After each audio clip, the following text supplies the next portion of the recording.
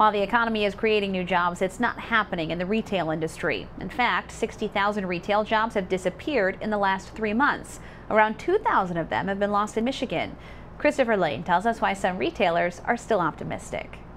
Stuart Powell started working in retail the same way many people do. My parents made me get a job. I was in high school, and they were tired of footing all the bill for everything I was doing, so they said go get a job, and there happened to be a job available here. He stuck with it through high school and college and eventually bought the store. Now, more than 40 years later, he's seeing retail in pain. It's tough. We're going through a trend. We're going through cultural changes. We have economic changes. There are so many new things happening. That trend is online shopping, according to Tom Scott of the Michigan Retailers Association, which has forced chain department stores to close their doors across the country and right here in mid-Michigan. We have seen sales down in department stores, and in even some malls too, are not all of them, but again, some malls, especially the older malls. It isn't the first time Powell has seen trends hurting the industry. He tells me the Sears catalog shook retail when he first came into the field. Stores survived then, and Powell is optimistic they'll survive this too. And I think that people will eventually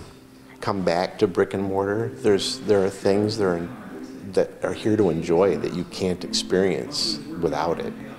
And the interaction, the experience is just different. MSU economics professor Charles Ballard told me part of why this trend has been so successful is that it's so easy.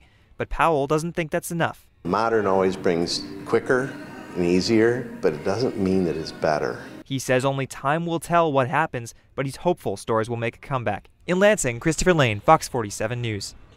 The Michigan Retailers Association says online shopping and brick and mortar shopping can easily coexist. A spokesman tells us Michigan retailers have closed down some of their stores to beef up their websites for that purpose.